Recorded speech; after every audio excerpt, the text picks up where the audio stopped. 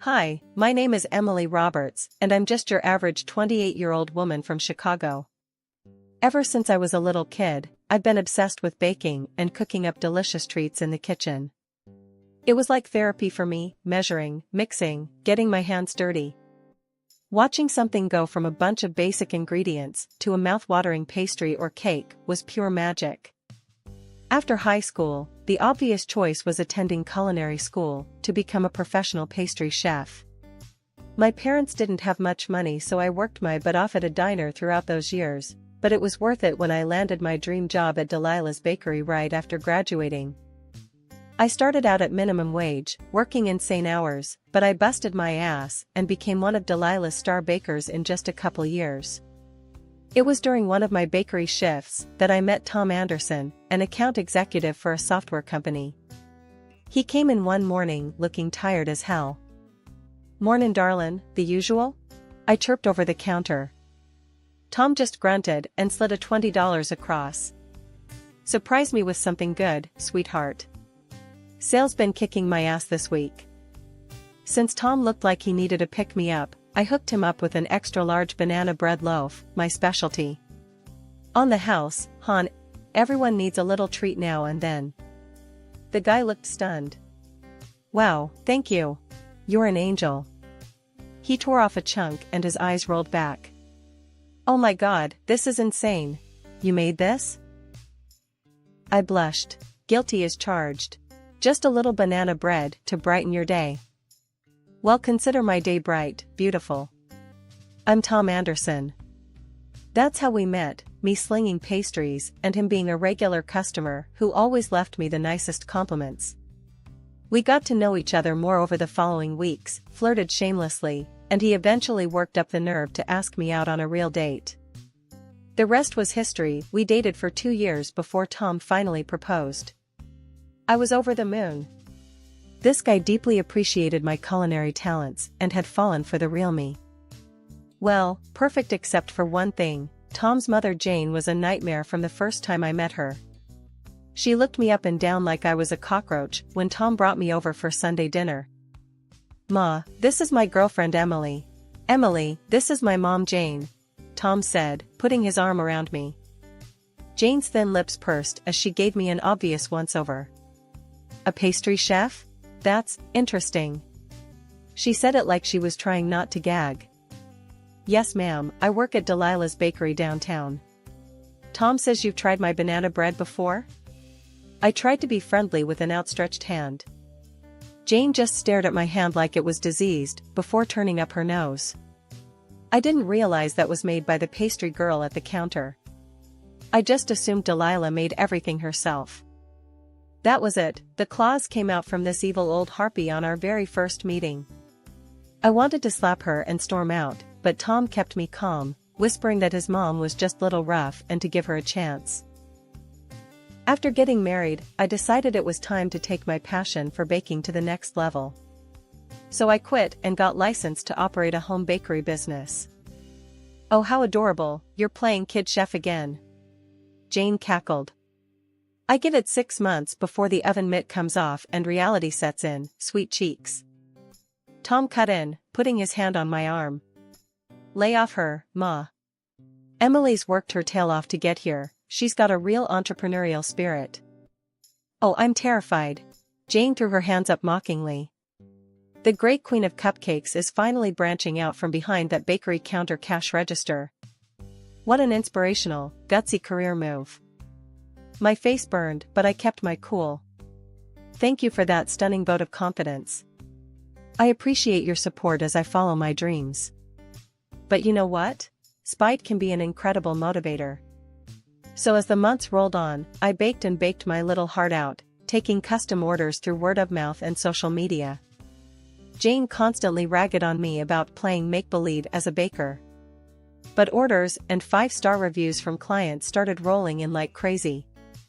I had a true knack for crafting gorgeous custom cakes, cookies, pastries, you name it. "Have you seen the latest for Emily's Eats?" Tom gushed one night over dinner, scrolling through my Instagram feed. "This girl is incredible. Her croissant cereal treats are blowing up." Jane shot me a withering look over her glass of wine. Well, isn't that wonderful, dear? Getting those internet likes must be very validating. Although I'm not quite sure how viable a business based on baked goods photo shoots can really be. Things only got more tense as my home bakery grew. Jane seemingly took personal offense to my hustle and grind as Emily's eats blew up. Somebody ordered a 2-tier salted caramel cake for a wedding in Lincoln Park this weekend. I excitedly showed Tom the order one evening. This could be my big break to get into the Chicago event space. Jane snorted from the couch. Oh, how wonderful, sweetie. A locally catered cake for a couple of yuppies' nuptials. You'll really make it big with jobs like that. Better yuppie nuptials than nitpicking and nagging all day, like some miserable gossips I know.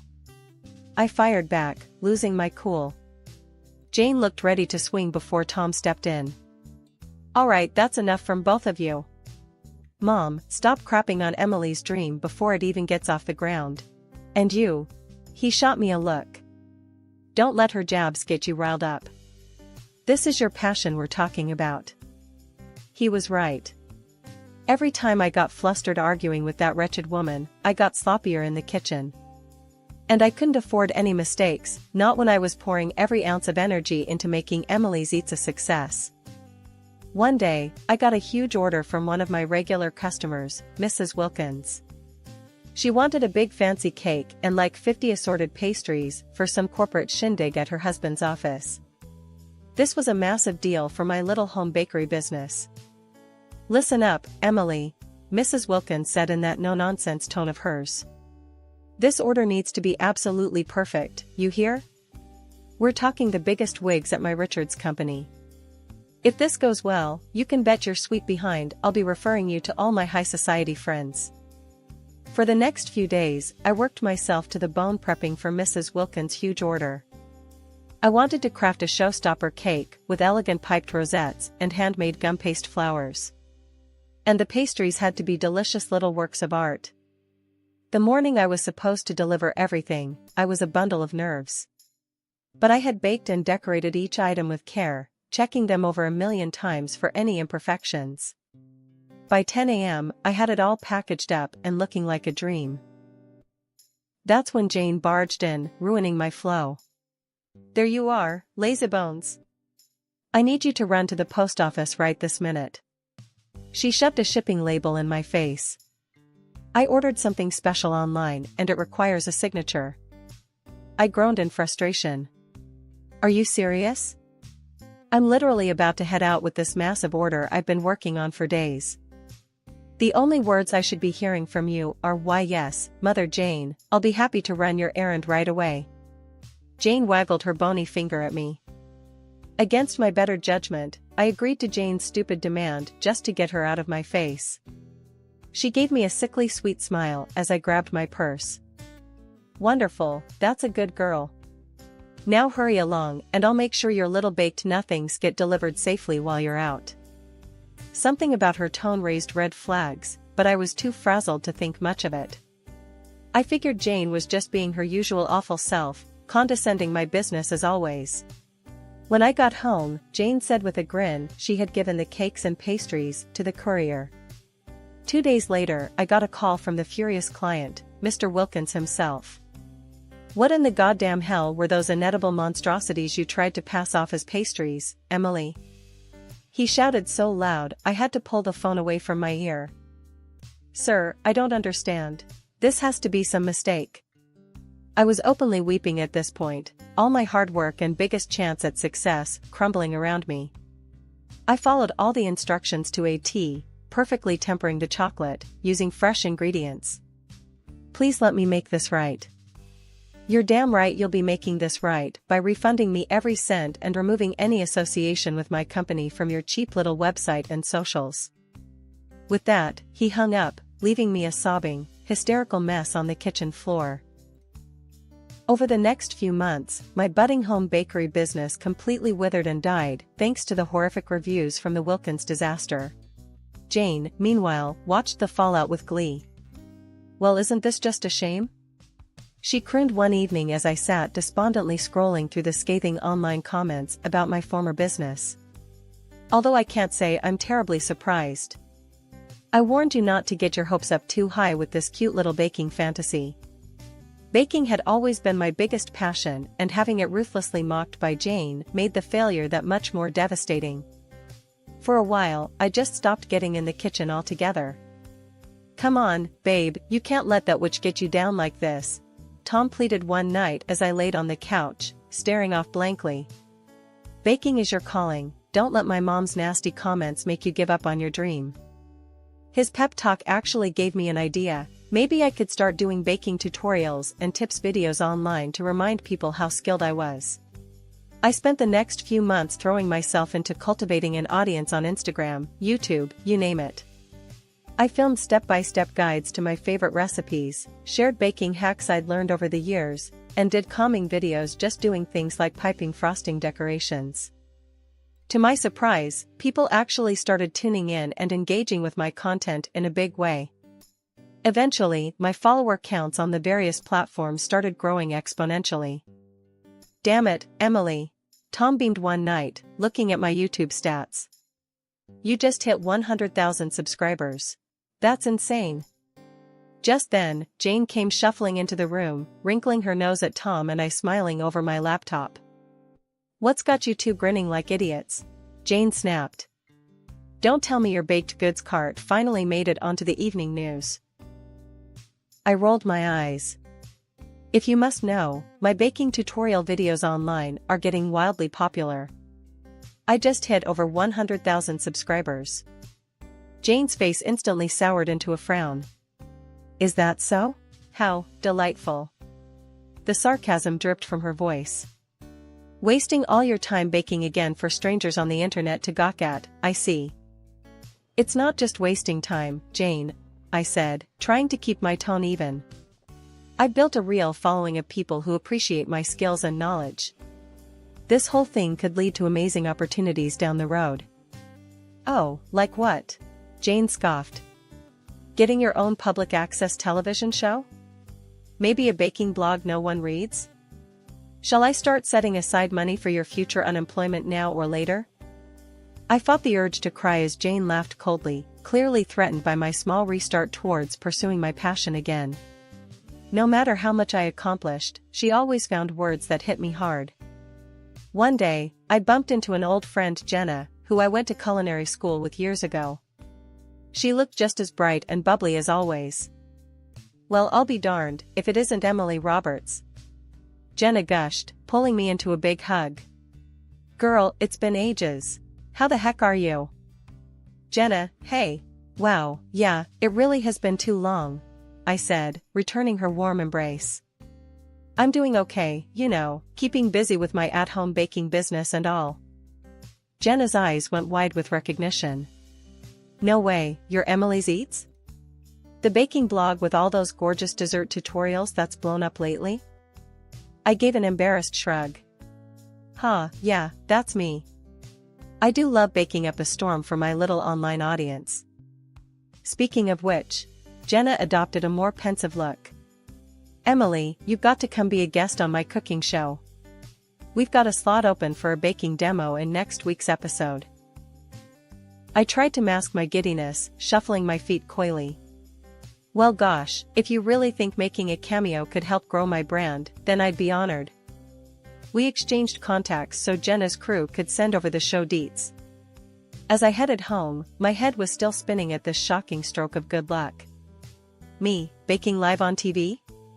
Could this opportunity get any more perfect to rehab my reputation after the Wilkins fiasco? When I filled Tom in over dinner, he matched my level of excitement. "Damn it, that's insane. My girl, baking it up on live TV, talk about the ultimate comeback." I swatted him playfully. "Oh stop, I'm sure it won't be that big a deal. Just a little guest spot to get some extra exposure, nothing crazy." But of course, Jane had to come sweeping in with her signature negativity to burst my bubble. "What's all this nonsense I hear about you being on the television, baking like a circus monkey for housewives to gawk at?" I rolled my eyes. "Jane, must you always diminish everything positive in my life? This is a huge opportunity for great exposure for my home baking business." Jane simply tittered mockingly before turning businesslike. Yes, that's all well and good. Now about getting me and Tom audience tickets. My eyes boggled. I'm sorry, what? You want tickets to come watch the taping? Well, of course, Jane said in a tone like she was explaining something to a small child. I'd been dying for a chance to appear on television myself for ages, even if just as an extra in the crowd. After some browbeating, I eventually gave in to Jane's insufferable demands and called up Jenna to ask for a couple of audience passes, figuring it would be easier than dealing with the old hag's tantrum over being denied. Thanks so much for this. My whole crew is stoked to have you, Jenna gushed when I arrived at the studio the day of taping. She ushered me over to the kitchen set area where high-definition cameras were set up around the blazing hot lights of the instructional cooking station. When we go live in 3 hours, you'll be baking up your famous salted caramel apple pie and a platter of those drool-worthy lemon cupcakes you always post. While I got glammed up for my big television debut, Jane and Tom got seated in the front row of the studio audience per Jane's insistent demands. Part of me was relieved to have their familiar faces there to lean on. The other part knew Jane would find some way to undermine or sabotage me yet again out of her usual jealousy and resentment. After that, I headed into the kitchen area to do some practice runs for my baking demo. I wanted to get the motions and plating down perfectly before going live. The pies and cupcakes I prepped looked downright mouth-watering, hopefully a good sign. After one last check of each dish, the director announced a brief break before going live. I took the opportunity to use the restroom and gather my nerves before the big moment. But when I got back to the kitchen set, Jenna was waiting with a concerned look on her face. Hey, sorry to bug you before we go live, but you'll never believe this. Our stage manager noticed your mother-in-law snooping around your workspace a few minutes ago. A wave of dread and panic washed over me as I rushed to examine the workspace. Jenna was right, some of my prepped ingredients had clearly been moved around. I couldn't believe Jane would stoop this low, sabotaging my big television debut by deliberately replacing my ingredients. Hot, angry tears sprang to my eyes as Jenna pulled me into a comforting hug. Hey, it's okay, we'll just get you fresh ingredients, no sweat, she murmured softly, stroking my back. Everything's gonna be fine, I promise. Jenna quickly summoned a production assistant to race out and purchase all new baking supplies from a nearby store while I tried to collect myself. I could feel Jane's smug leer burning into the back of my head from her front row audience seat. When the new, untainted ingredients finally arrived, it was time to go live. I took a few deep, calming breaths and stepped up to the cooking area, my face set in grim determination. As I got to work whipping up the salted caramel apple pie and lemon cupcake batters, I made sure to narrate each step for the viewers at home. Jenna chimed in occasionally with encouraging words about my impeccable technique. Just look at Emily's precise piping work on those cupcake swirls, folks. TV perfect if I've ever seen it. After what felt like no time at all, it was the big moment. Jenna welcomed a panel of audience members up to sample my creations live on air. I felt my heart pounding as the first taste tester, a middle-aged woman, politely took a bite of the salted caramel apple pie. I searched her face for any hint of reaction, positive or negative. The woman's eyes suddenly went wide, seemingly in surprise. "Oh my, this is just heavenly!" she exclaimed once she finally swallowed the bite. That perfect crumbly yet flaky crust, the zing of the salted caramel, good lord, it's like a flavor explosion. A giddy smile broke out across my face as the other samplers voiced similar oohs and ahs of delight at each bite. Jenna shot me a big wink and double thumbs up, clearly ecstatic her secret weapon baking guest was knocking it out of the park. I snuck a peek at Jane out in the front row, absolutely seething with her arms crossed tightly.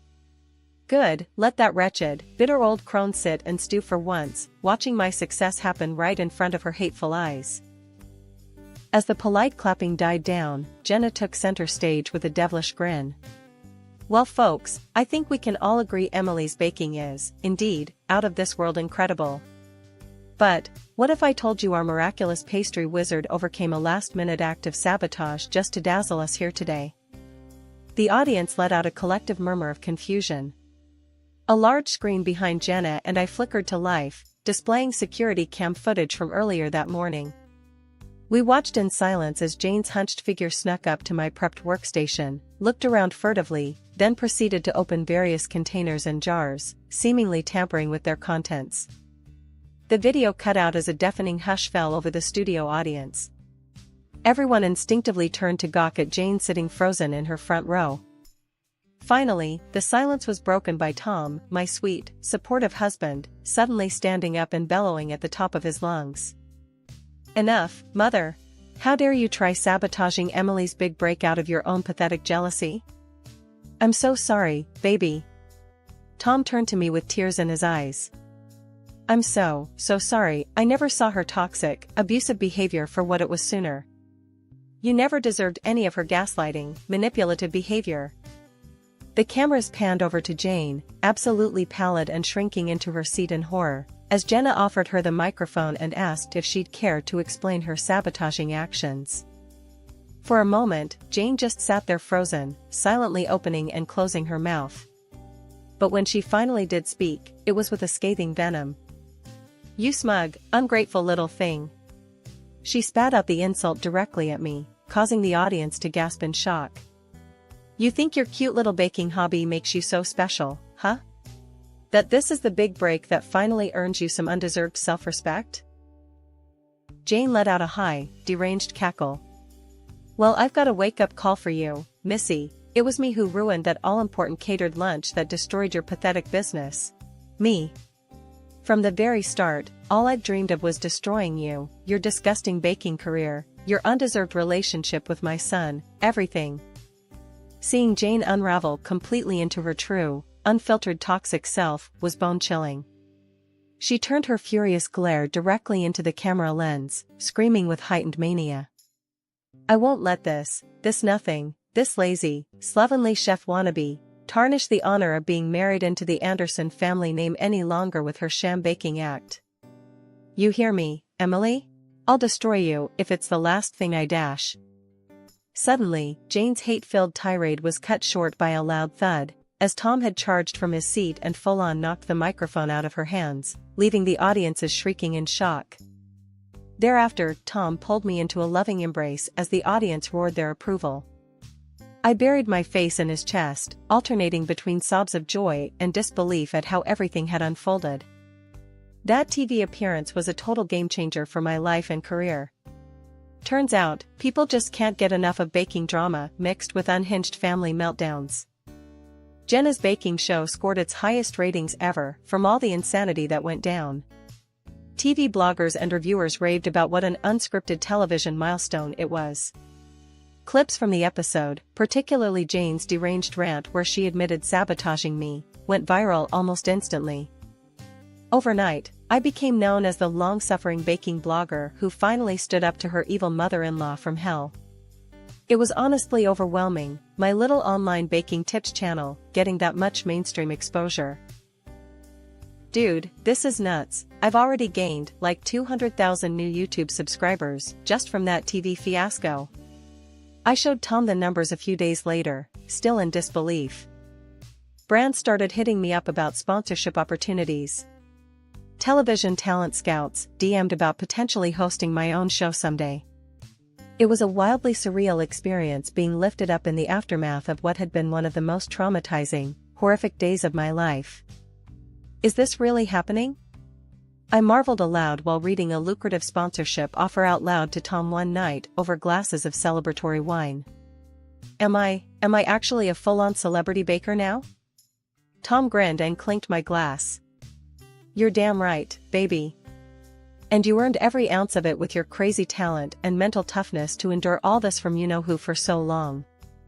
I felt myself blush at the high praise. Looking back, maybe all that torment had been a blessing in disguise. The thing that truly compelled me to hone my craft with laser focus, while simultaneously developing the thick skin needed to endure hurtful critics and naysayers.